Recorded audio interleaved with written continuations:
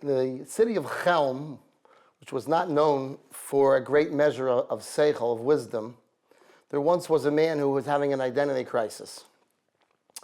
When he used to go to the public bathhouse, and he wasn't wearing his clothing, he had no identification, so he didn't know who he was. So he decided he's going to solve his identity crisis by wearing a red string around his big toe. So, of course, when he went to the bathhouse, the string came off, and the string ended up on someone else's big toe. So he walks over to the fellow and he says to him, he says, well, you have the red string in your toe, so I know who you are. Can you tell me who I am? Unfortunately, today's world, there's a lot of externalities, superficiality. We don't really remember who we are. And that's something we want to avoid at all costs. We want to really get in touch with who we are. One of the great ways to do it is the holiday of Pesach that's coming up. And I just would like to share with you a quick thought, and then I'd like to tell you some stories. The holiday of Pesach, we say something in the prayers, in the tefillos. V'hasiyenu Hashem Elokeinu es birkas moadecha. We should carry over the blessing of the holiday into the whole year. And one of my teachers, Rabbi Gavriel Bodenheimer, gave a beautiful analogy what that means. Somebody can go to a store. We've all had the experience, especially before Pesach, we're all going to the store buying things. Even many people who avoid going shopping, they have no choice but to go shopping before Pesach. And they load up cart after cart. And sometimes you go to the store and you pay and you leave the cart there. And you're about to load the cart into the car and you get a phone call, you get distracted. And then when you get off the phone, you get in the car and you realize, hey, wait a minute, where's the cart? I forgot it. So you go back to the store and you get the cart. The worst thing you can do is remember about the cart the next day. You don't take anything home with you.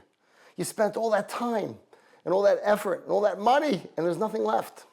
What you don't want to do with the holiday of Pesach is gain nothing but a few pounds. You want to walk away with the things that you gained, the inspiration and the ideas that you gained on the Yom Tov. You want to be able to take that with you the whole year. You want to take the contents of the cart, load it into your car, and take it with you. And that's what V'hasiyenu means. V'hasiyenu Hashem Elokeinu es birkas moadecha. We should be able to carry over the blessing of the holiday throughout the entire year. We shouldn't leave it at the store, but we should take it with us. And that way, we'll actually have grown and become better because of the Yom Tov. The theme of Pesach, the thing we want to take with us, is cherut. Now, there are two words in Hebrew for freedom. One is durar, and one is cherut. There's a term called tzipar durar. It means a wild bird, a free bird. And the holiday of Pesach, the word cherut is used, not durar. When it comes to the freeing of slaves in the Jubilee year, the word durar is used. Pesach cherut, what's the difference between the two? The answer is that the word durar means physical freedom. A person is physically not bound by anything. You're able to go where you want, do what you want. The word cherut really has nothing to do with that. Ein lacha ben chorin el misha osek b'Torah. The only one who's considered free is someone who's involved in the study of Torah and God's instructions of how we should live our lives. What is that supposed to mean? That's obviously not talking about physical slavery. That's a famous statement that our sages make. So what does the word cherut really mean? Rav Yaakov Galinsky, a very, very famous speaker, great rabbi, he went through the Second World War and he was in Siberia during the war. And in the Siberian labor camp, he was there incarcerated with many people who were not Jewish, and one of them was a fellow who used to wake up in the middle of the night and would put on his general's uniform. He was a Lithuanian general who was captured by the Soviets and sent to their form of a concentration camp in Siberia. But in the middle of the night, he would wake up and he would put on his uniform. And then he would take it off and go back to sleep. And after seeing this a few times, Rav Yaakov Galinsky went over to him and asked him, why do you do that? Why in the world are you putting on that uniform? You're losing precious sleep. We get so little time. We have so little time to rest. Why are you doing that? And Rabbi Yaakov Galinsky heard from this Soviet general a very profound thing. He said, I am not a slave. I am a general. And I never want to forget that. I'm sitting here slaving like an animal all day, and at night, I get up and I put on that uniform to remember who I am, because that's my essence. We as Jews have to remember who we really are. We're not just another nation.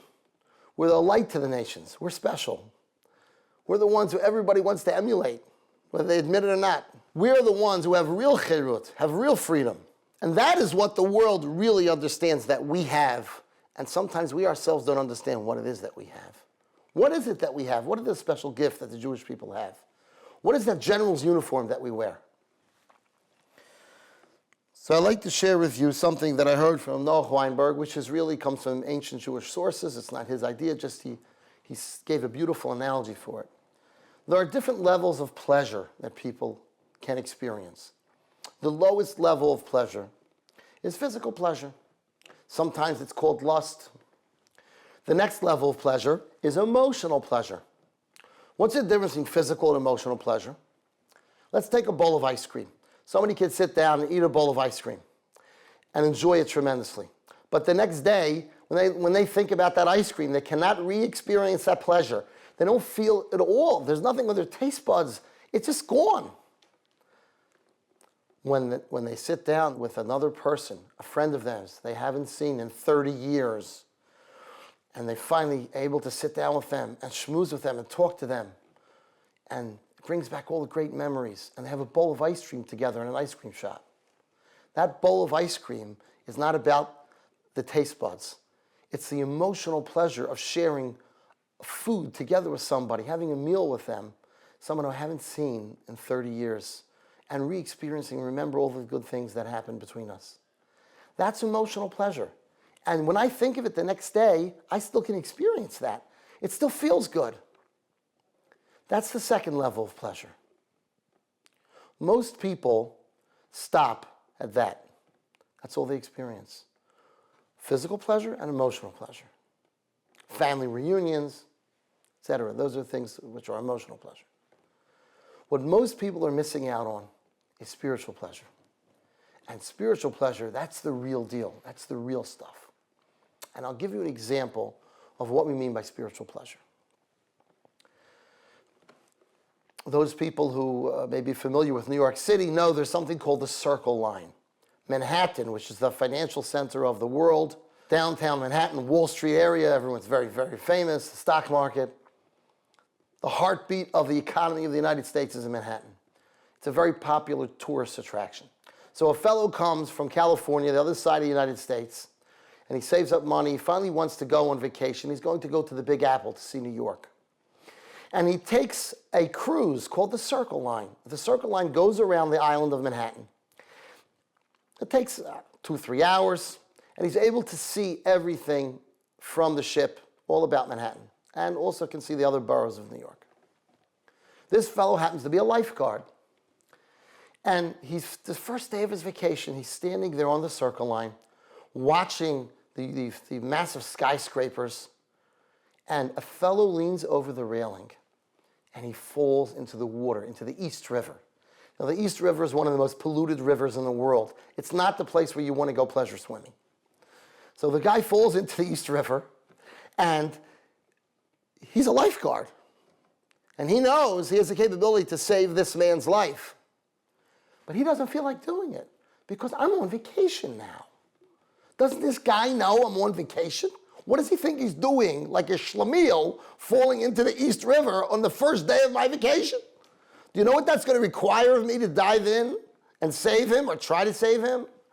First of all, the river is polluted and it smells. So I'm going to dive into this river. I don't know if I'm going to end up with some kind of disease or who knows what.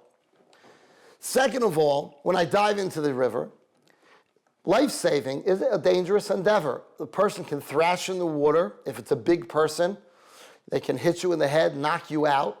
It's not so simple when you endeavor to save someone's life that you're going to be able to do it without losing your own. So I should risk my life. Who asked this guy to lean over? And then his conscience kicks in. He says, you know, the man is drowning and I know how to save his life. How can I not dive in? So he decides, I'm going to go in. He dives off the side of the ship, and as his luck would have it, it's the dirtiest part of the river. And this man is thrashing in the water, and he goes over and he tries to save him. He puts one arm around him, starts swimming with the other arm, and this is a big fellow, a big zhlub of a guy, huge. And of course, he whacks him in the head, almost knocks him out. He has a massive headache, and he almost passes out. He finally is able to swim with him to the side. He's over there. Now he's next to the land, and he passes out in a coma. He ends up in a New York City public hospital, which is not necessarily the best care. He's in a coma for 2 weeks. He only had 1 week for vacation. He blew the whole vacation plus another week. He lost money from his job. His vacation, he's waiting all year for, was destroyed. And now he has a huge doctor bills. He's not happy about this. After he wakes up, he finds out that the fellow whose life he saved happened to be a husband and a father of 5 small children. And he thinks to himself, you know what? It was worth it. It was worth it. He ruined his vacation, but he paid a price for something that was worth it. Now here's a fellow, let's fast forward this fellow, this lifeguard, then he was in his 20s. Now he's 85 years old. And he looks back at his entire life. And he thinks about all the different pleasures that he had in his life. All the ice cream he ate, the times he met his friends he hadn't seen in decades, the physical pleasure, the emotional pleasure. And he thinks back and he says to himself, what is the single greatest pleasure that I had in my entire life? He says to himself, you know what that was? That moment that I found out that I saved a woman from becoming a widow and 5 little children from becoming orphans. That was the most pleasurable moment of my entire life. It was all worth it. That's spiritual pleasure. That's real deal pleasure. That's high class pleasure. That's really what the soul of a human being is yearning for. It's not the ice cream.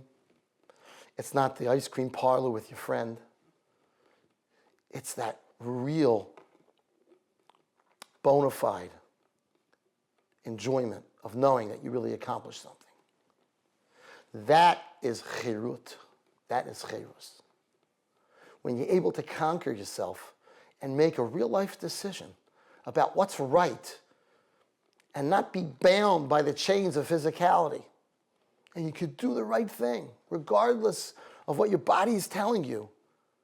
That's real freedom. That's chirut.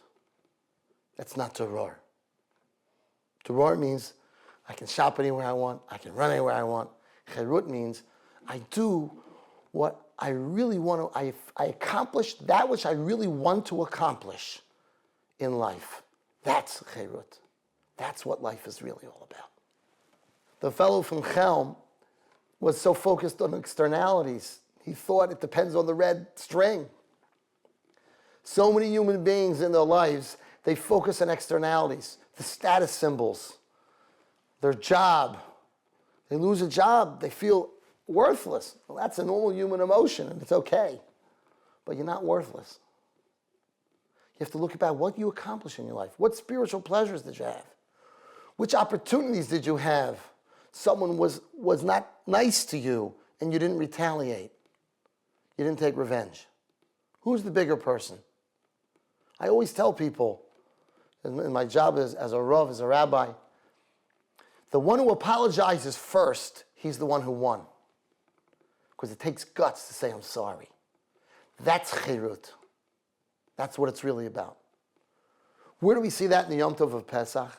The Jewish people, in order to merit leaving Egypt, they needed to do something that took a lot of guts. It displayed their chirut. And that was 2 things. Number one, they had to circumcise themselves. But the timing of the circumcision was before they brought the Karban Pesach. Karban Pesach was the Paschal Lamb. It was a form of an offering to God. And it was so significant because the lamb was something that the Egyptians worshipped. It was taking something, an idol that a nation prayed to, and destroying it before their very eyes. It was a tremendous risk to your life because they could riot, they could kill you. And the Jews had to go and slaughter that, and they had to go and take it and dry roast it on a spit, which you could smell the aroma all over the country. That means it wasn't a hidden thing, and it was whole. It wasn't chopped in pieces where they didn't know what it was. And they had to do it in the Egyptians' faces. The Egyptians all knew about it. And they had to do it when they're weak from the circumcision. They weren't able to go to battle in case they were attacked. Naturally, what will we do? We like to avoid conflict. We don't want to do things in people's faces. We don't want to get people upset, especially something in religious issues. You know, you're not supposed to talk about religion and politics with your friends because people get emotional, get upset about these things. And they're doing this in the middle of Egypt. But they conquered themselves. They controlled themselves. They did what they needed to do. That's what God wanted from them. He wanted them to display something which is the equivalent of a miracle. To not do what your natural tendencies are. To do what is right, not what is easy. That's what they were expected to do. And that's what they did. They circumcised themselves, leaving themselves basically defenseless. And at the same time, they slaughtered the Korban Pesach, the Passover lamb, and they dry roasted it, and it was dry roasted whole, recognizable. And they said, that's what we got to do. It's whether it's dangerous or it doesn't make sense, but God told us to do it. And that's why they merited to be able to leave Egypt and be able to achieve the true Cherut, which was when God gave us the Torah at Mount Sinai. He gave us an instruction book of how to live our lives, how to control our character traits, how to not get angry, how to be kind even when we're not in the mood, how to control ourselves. That was a result of the Jews displaying that in Egypt the first time. And that's what the Yom Tov of Pesach is. So that what you want to put into your cart this Pesach is the ability to display real Cherut, to do that which is right, not which is easy. That's what it's all about. When you sit there at the Seder and you're eating matzah, we'd much rather eat bread, and there's certain things that we don't even have in the house, and things that we avoid doing. We bow to God's will. We do what He wants us to do. And the lesson is to take with us the entire year that the thing that trumps everything else is the right thing, not the easy thing. Everyone should have a good Yom Tov, inspiring holiday, and we should merit to be able to be together, all together in Yerushalayim, fulfilling the commandment of Korban Pesach as one nation. Thank you.